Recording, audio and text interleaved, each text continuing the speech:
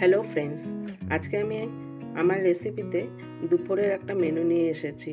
মাছের একটা রেসিপি, খুব সিম্পল একটা রেসিপি, অল্প সময়ের মধ্যেই হয়ে যাবে।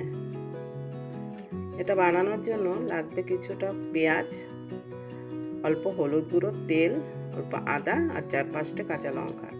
একদম অল্প সময়ের রান্না, এটাকে বয়েল ফিশ হিসাবেও বলতে পারো তোমরা। আজকাল তো আমাদের সবারই হাতে খুব সময় অল্প থাকে, তাই রান্নাটা যদি খুব কম সময়ে হয় এটা আমাদের জন্য খুবই ভালো একটা কথা। আমি এখানে কয়েক টুকরো মাছ নিয়ে নিয়েছি। আমি এখানে রুই মাছ নিয়ে নিয়েছি, তোমরা ইচ্ছা করলে এখানে কাতলা মাছও নিতে পারো। এটা খুব সিম্পল, খুব সহজ একটা রান্না। আজকালকার দিনে মানুষের রান্নার জন্য কি আর অত সময় দেওয়ার সময় হাতে থাকে? কারো থাকে না। আমি পেঁয়াজগুলো এরকম ঝিরিঝিরি করে কেটে নিয়েছি।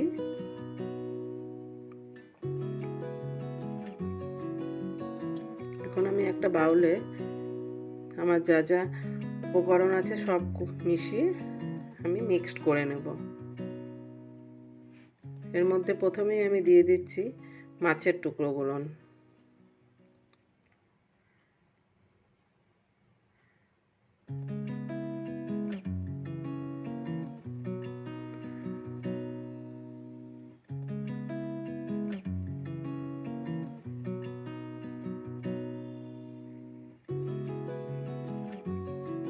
এখন এর মধ্যে আগে থেকে কেটে রাখা পেঁয়াজগুলো দিয়ে দেব।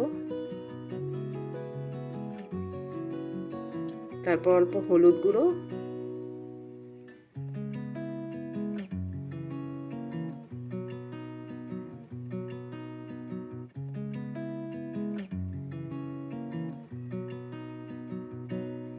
স্বাদ মতন লবণ,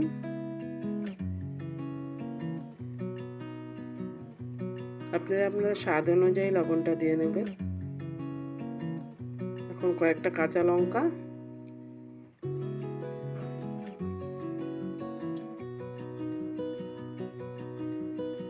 আর এখন এর মধ্যে আমি 2-3 চামচ কাঁচা তেল দিয়ে দেবো, সরষের তেল।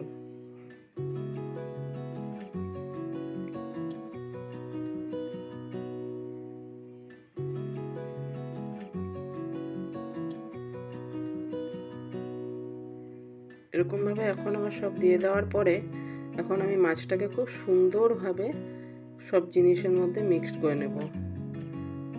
এরকমভাবে সুন্দর করে মেখে নিতে হবে মাছটাকে। আমরা কিন্তু মাছটাকে ভাজবো না, এটা একটা বয়েল ফিশ মতন বলতে পারো রেসিপিটা।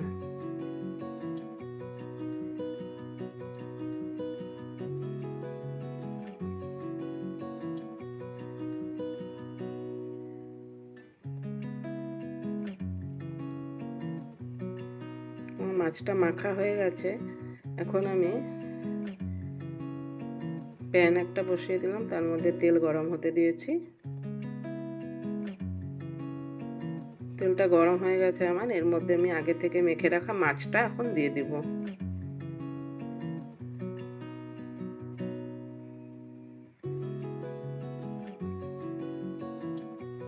এখন খুব হালকাভাবে মাছগুলোকে তেলের সাথে মিক্সড করে দেব।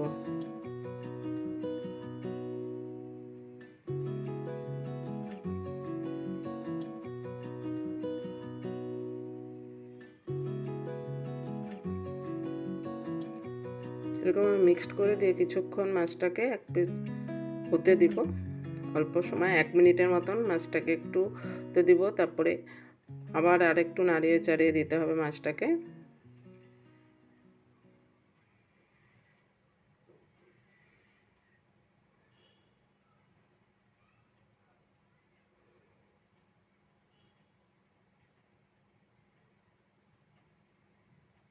মিনিট 1-2 এরকমভাবে রাখার পরে এখন আমি মাছটাকে কিছুক্ষণ পরে এটাকে ঢাকনা দিয়ে দেব। আমরা যেহেতু মাছটা ভাজবো না, কিছুক্ষণ সময় এরকমভাবে এপিস এপিস করেই রাখতে হবে। আপনারা দেখতেই পাচ্ছেন মাছের একটা সুন্দর রং হয়ে এসছে। আমি আবার মাছটাকে পাল্টে দিলাম।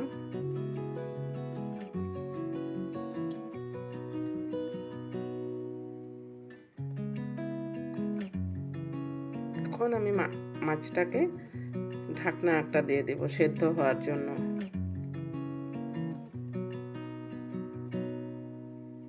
আর ফ্লেমটাকে আমি মিডিয়াম ফ্লেমে নিয়ে আসবো, ঠিক এরকম।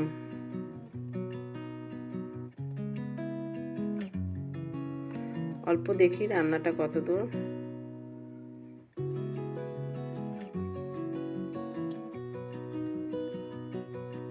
আমাকে এখন আরেকবার নাড়িয়ে চাড়িয়ে দিতে হবে মাছটাকে। খুব আস্তে নাড়াতে হবে মাছটা, নাড়লে কিন্তু মাছ ভেঙে যেতে পারে।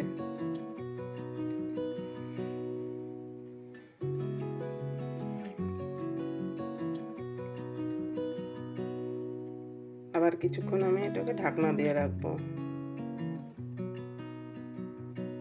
এরকম ঢাকনার মধ্যে রেখে রেখেই মাছটাকে বয়েল হতে দিতে হবে।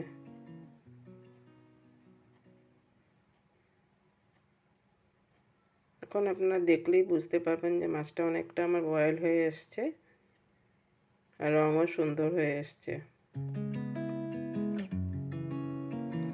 এখন আমি এর উপরে আদা দিয়ে দিব।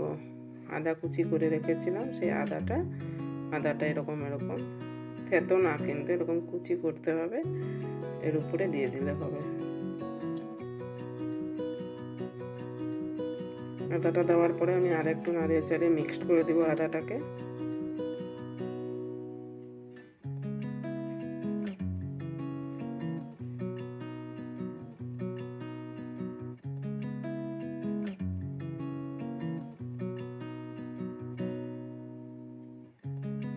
আবার আমি একটু ঢাকনা দিয়ে দিলাম। ফ্লেমটা কিন্তু এখনো আমার এরকম মিডিয়ামেই আছে। 1 মিনিট খানিক পরে বা ঢাকনা উঠে আমি দেখব এটা হয়েছে কিনা মাছটা।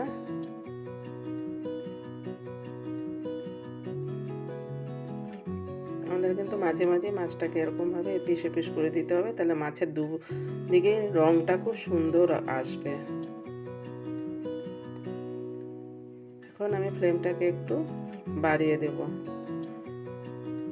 ফ্লেমটাকে বাড়ানো হলে মাছের কালারটা খুব সুন্দর চলে আসবে। এখন আমার মাছটা বয়েল হয়ে গেছে, এখন একটু কালার আসলেই আমার রান্নাটা হয়ে যাবে মোটামুটি।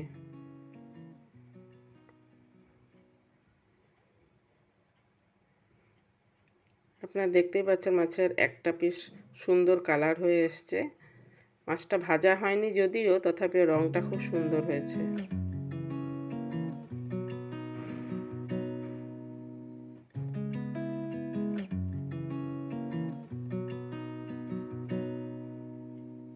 আমি আবার মাছটাকে উল্টে দিব, পিছন দিকটা যাতে একটু সুন্দর রং হয়ে আসে মাছটা।